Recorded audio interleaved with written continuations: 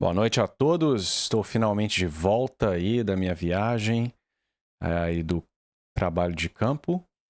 E hoje eu queria reagir a uma pessoa que a gente nunca reagiu aqui nesse canal, que é o Sérgio Sacani, conversando com um youtuber que eu não conheço, chamado Felca, discutindo religião. Para quem cai de paraquedas aqui nesse canal, eu sou um ex-ateu, me converti ao catolicismo 6 anos atrás. Então, eu sempre gosto de ver, de entender as razões pelas quais uma pessoa permanece ateia. E eu não sei exatamente o que faz o Sacani, por exemplo, ser um ateu, tá? Eu sou cientista, biólogo, trabalho com genética atualmente, mas sem mais delongas, vamos aí entender o porquê o Sacani é ateu. Ô Sérgio, você é ateu. Sou ateu. Você não acredita em Deus. O ateu, ele não precisa ter fé.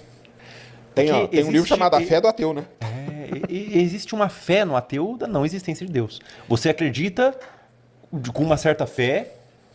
Eu acho que o cara que é mais neutro, o cara que se anula, é o agnóstico. É o agnóstico. O cara que não acredita em Deus, não acredita na existência, ele tá tudo.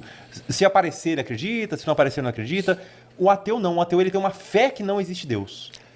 Pode ser. Mas vamos lá, cara. De novo. Ateu. Eu sou um ateu. Tá, gostei da sinceridade deles aí logo de cara, né? Então, para ser ateu é necessário ter fé. E eu acredito nisso daí. Eu vou deixar, obviamente, eles exporem aí o seu pensamento antes de comentar sobre isso. Mas eu queria falar sobre essa questão do agnóstico. Eu já disse algumas vezes nesse canal que eu considero a posição agnóstica uma contradição ou uma posição covarde, né, ilógica, tá?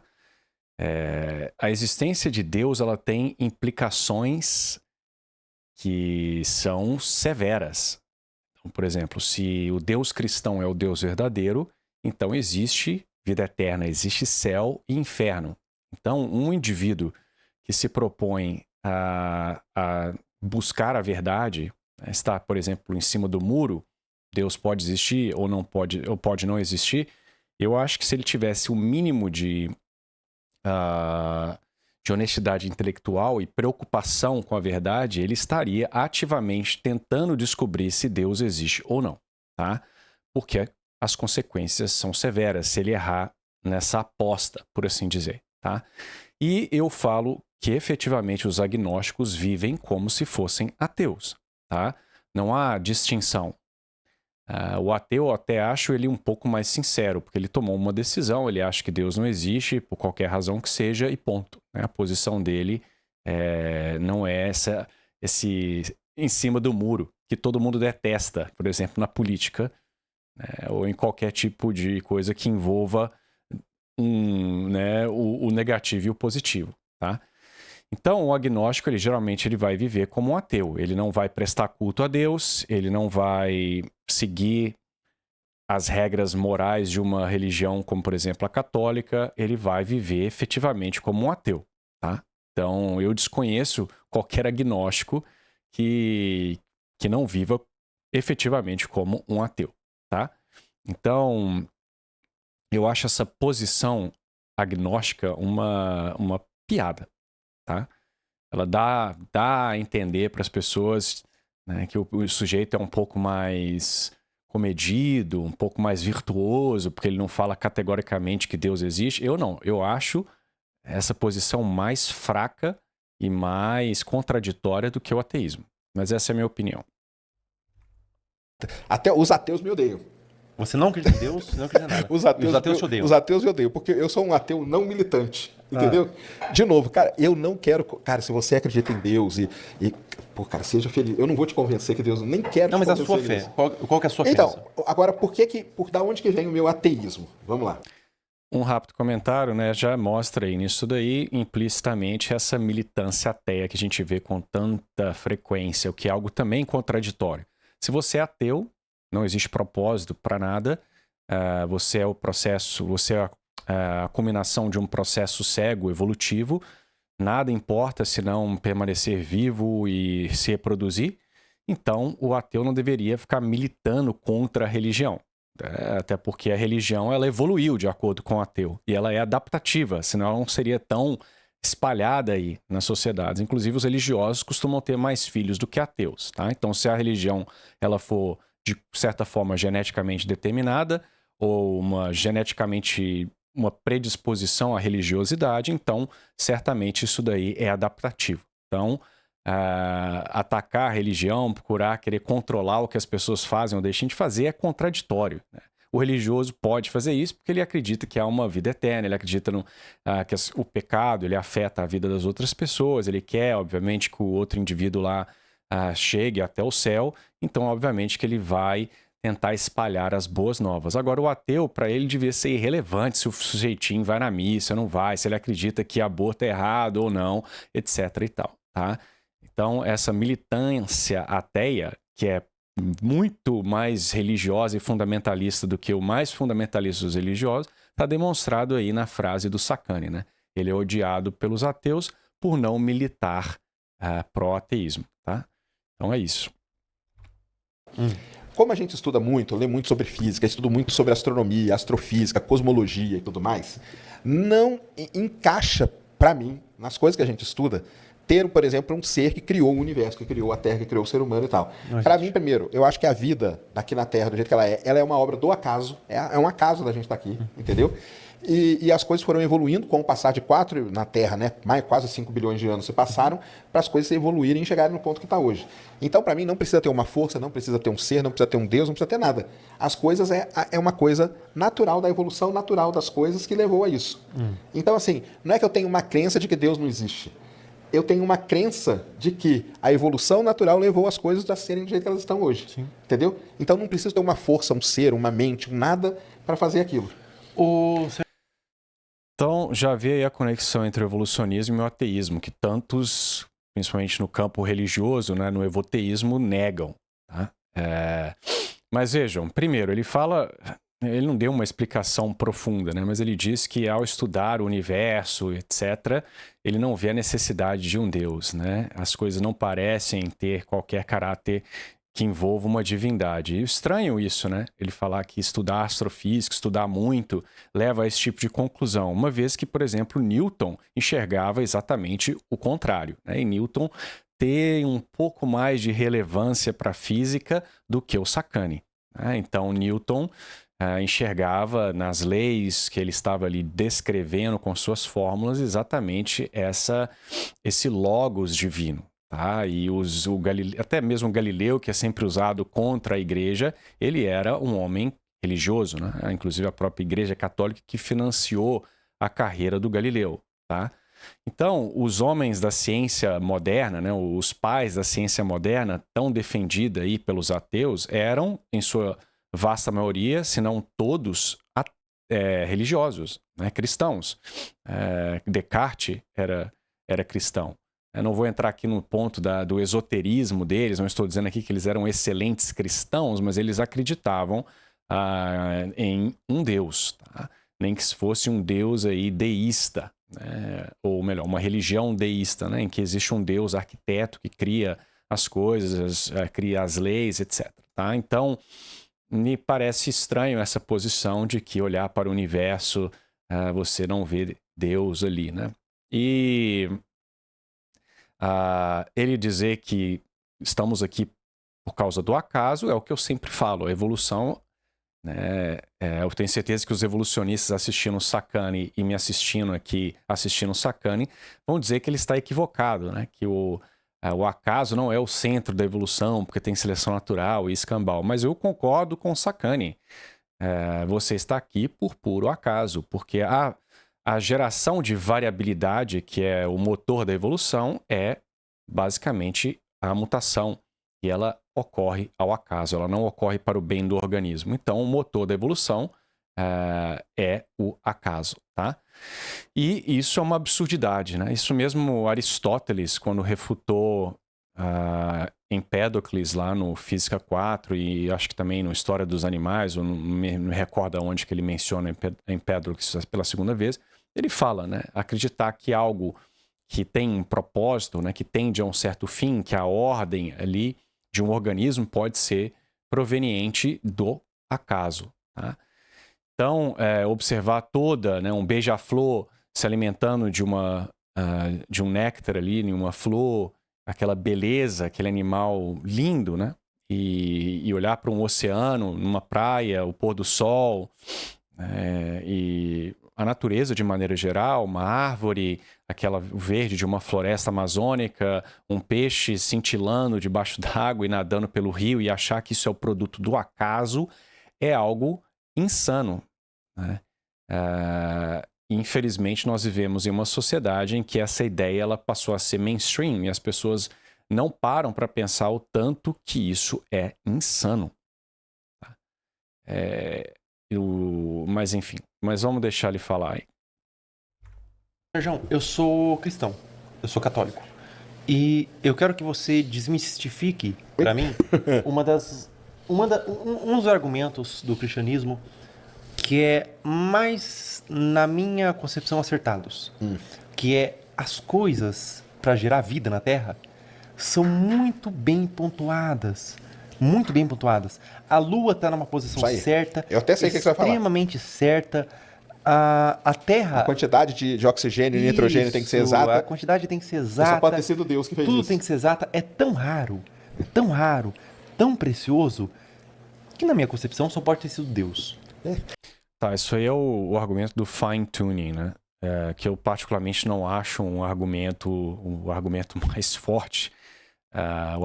Os argumentos mais fortes são aqueles que, né, dedutivos que mostram que Deus existe, né? Como as muito citadas provas da existência de Deus aí de São Tomás de Aquino. Mas, enfim, o fato de que nós temos esse universo, né, que parece ser fine-tuned, que está tunado para a existência da vida, que você olha ao redor, né, no universo, não enxerga vida nenhuma, e só o planeta Terra, e as condições do universo são basicamente perfeitas para que a vida ocorra aqui na Terra. A água tem propriedades extremamente específicas que permitem a vida na Terra. O planeta Terra ele tem uma quantidade de mineral e metais à disposição, né, que outros planetas não têm, que permitem a vida na Terra, né, o homem poder construir as coisas que constrói. Até a porcentagem de nitrogênio e oxigênio, né, as suas relativas proporções na atmosfera, permite que o homem, por exemplo, possa produzir fogo sem que ele entre em combustão ou que o fogo não ocorra. Tá?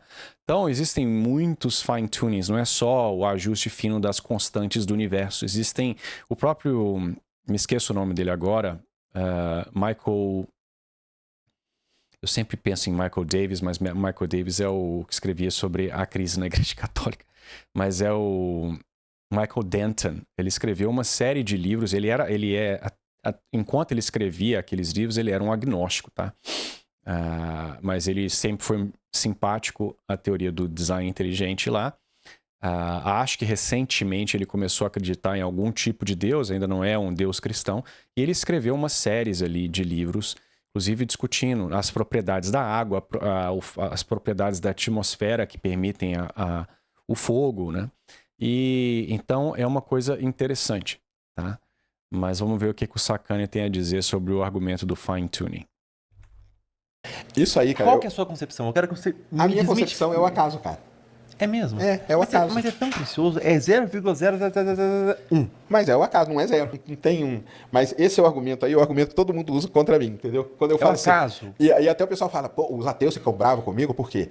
Porque quando eu vou explicar o lance da vida inteligente na Terra, eu falo exatamente isso, ó, pessoal. Pra vida ter inteligente na Terra, você tem que ter a Lua do jeito que é, o Sol do jeito que é, Júpiter. Tudo certo. Tudo certinho. Aí, pessoal, tudo certinho. Ó, você fica provando pros caras que Deus existe. Mas isso é o acaso?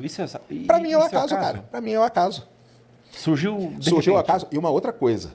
De repente. E o universo não está nem aí para ter vida ou não ter. Não, isso não... E eu acho que não. Porque tem um pessoal que fala assim... O universo é muito grande para se importar. Para se importar. E outra coisa que o pessoal, muita gente fala, não, porque existe um propósito da gente estar aqui. Eu acho que não existe propósito nenhum no universo, nem nada. Nós estamos Você aqui... acha que você vai morrer e vai deixar de existir? Deixar de existir. Não tem céu, não tem... E ainda falo uma coisa muito triste para todo mundo. Vamos pôr 120. Daqui 120 anos, todo mundo que vive na Terra hoje não vai estar mais aqui. Então veja que pela segunda vez ou terceira vez ele não dá uma explicação para o que é proposto. Falar, é o acaso. Isso não é uma explicação. O acaso não explica nada. O acaso não é uma causa. Por que as coisas são do jeito que são? É o acaso. É basicamente você dizer, não tô nem aí. É um brute fact. É um fato aí que eu não me importo em tentar descobrir. Tá? Ou as coisas são assim porque são assim. Tá?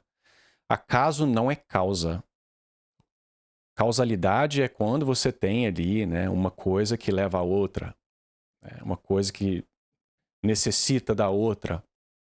O acaso são, como dizia Aristóteles, por exemplo, você está cavando ali atrás no seu quintal, né? O ato de cavar existe uma causalidade e você encontra um baú quando você não esperava. Você estava cavando para plantar alguma coisa, entendeu? Então as causalidades ali envolvidas, o ato de cavar, o baú está lá, tudo tem uma certa causa. Tá? Mas não há ali uma conexão entre o ato de cavar e encontrar tesouros, tá? Ao menos neste exemplo específico. Então há uma desconexão entre o fim daquela causa, né? O fim, né, ou a intenção do indivíduo e aquilo que ocorre. Tá? Então é um acidente. Ou igual um sujeito, o exemplo que sempre é dado, o sujeito vai a uma feira, o objetivo dele, né, a intenção dele é comprar, sei lá, tomates. E aí, por acaso, ele encontra um indivíduo que o devia. E aí ele cobra do cara e consegue o dinheiro. O ato de ir a uma praça, né, um mercado, a intenção de comprar tomates não tem uma ligação causal com ganhar dinheiro de um devedor. Tá? Então, isso que seria acaso, mas não é uma causa per se. Tá? Então, ela não pode ser a explicação da origem das coisas ou a explicação dos padrões das coisas. Tá? É uma coisa que desvia. Tá? A causalidade per se ela é necessária para que haja ocasionalmente o acaso, tá?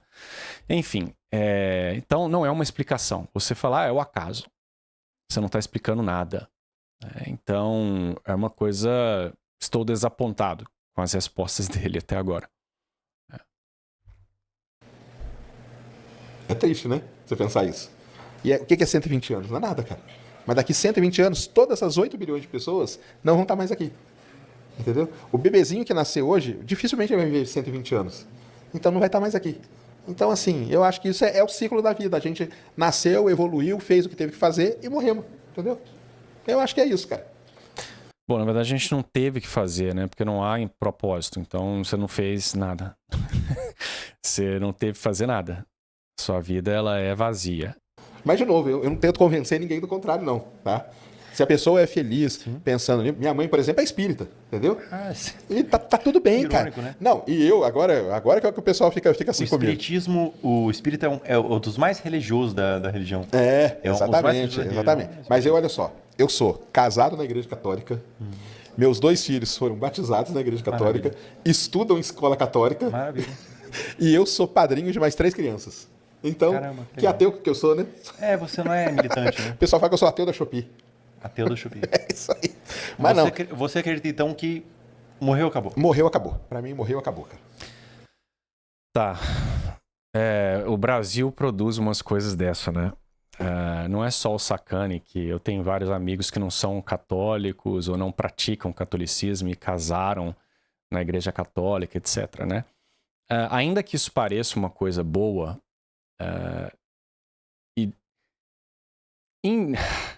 de certa forma, é bom no sentido de que parece que o Sacani é uma pessoa que estaria mais aberta a se converter, uma vez que ele não é esse militante agressivo, né?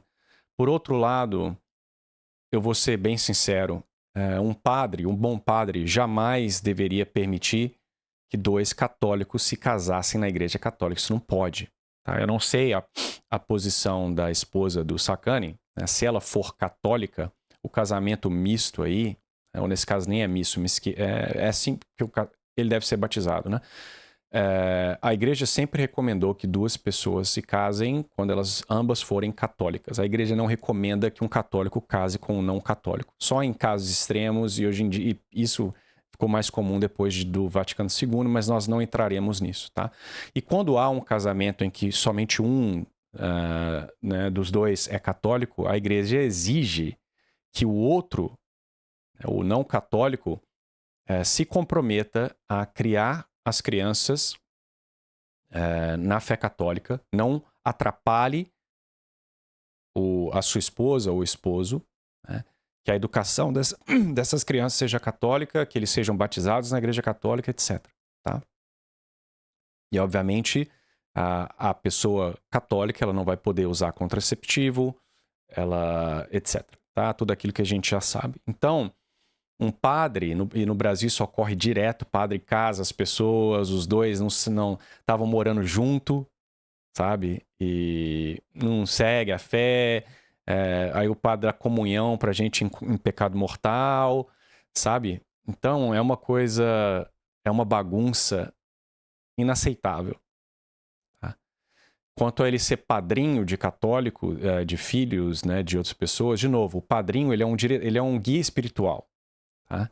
Ele não é uma pessoa que você gosta muito, aí só para dar uma homenagem você deixa o sujeito ser seu padrinho, padrinho do seu filho. Né? Ele é uma pessoa que está lá, idealmente, para ajudar essa criança na vida espiritual. É alguém que ela pode contar, por exemplo, vamos supor, ela tem alguma dificuldade que ela não quer compartilhar com o pai, e aquela pessoa ali, o padrinho, ela pode ajudar espiritualmente essa criança, tá? Infelizmente, o que acontece a gente acaba colocando de padrinho os irmãos, as irmãs, mesmo que não seja religioso, coloca o melhor amigo, etc. Mas o padrinho, ele tem uma função específica, tá? Mas, tirando tudo isso, ao menos me parece que ao fazer esse tipo de coisa, né, porque eu tenho certeza que o Sacani sequer foi informado dessas coisas, ele fez talvez com boas intenções, né? Ele mostra uma certa abertura, como eu disse, a uma potencial conversão. Né? Quem sabe? Né? Mas você receber um sacramento que é o casamento dessa forma aí não é correto, tá? Então eu digo isso para informar os senhores, uma vez que também eles estão discutindo religião. Então, o Brasil é um país em que o catolicismo é uma bagunça e os padres têm uma formação péssima. Tá? Então, é isso. Pra mim é isso, e nós somos aqui obra do acaso total. É interessante, de certa forma, essa visão, porque ele passa um sentimento de raridade. A vida é muito rara. É rara, exatamente. É interessante. É isso mesmo. E você acha o quê? Que a gente morre e... Eu acho que a gente morre e... existe um purgatório e a gente vai pro céu ou pro inferno. Entendi. A visão ali é católica mesmo da parada. Isso, eu sou católico. Tá certo. Eu acho que existe, assim, tipo... crenças, né? Crenças, ó. Mas tá ótimo também. Não tem problema nenhum com nada disso. Você não ora. Só quando o avião começa a balançar. Aí, meu amigo, a gente transforma, a gente deixa mesmo? de ser ateu na mesma hora, entendeu? É mesmo? Deus me perdoe. Deus me perdoe por tudo que eu falei aqui, ó. Segura esse avião aí, não deixa esse negócio cair. Eu tô arrependido. Eu me arrependi. No pior dos... De novo, isso é engraçado, né? Mas mostra uma contradição, né? Eu não sei se ele tá brincando ou se isso realmente ocorre. Não que eu duvido que ele tenha tido, né, algum tipo de acidente aéreo, que ele estava ali dentro do avião, mas sei lá, uma turbulência forte, eu não duvidaria, né? Se realmente isso é uma verdade, não uma piada, de novo, é uma contradição. Se você é ateu, por que você teria esse impulso de rezar e querer que seus pecados sejam perdoados e querer que Deus segure seu avião? De novo, esse ateísmo dele é bem estranho, né?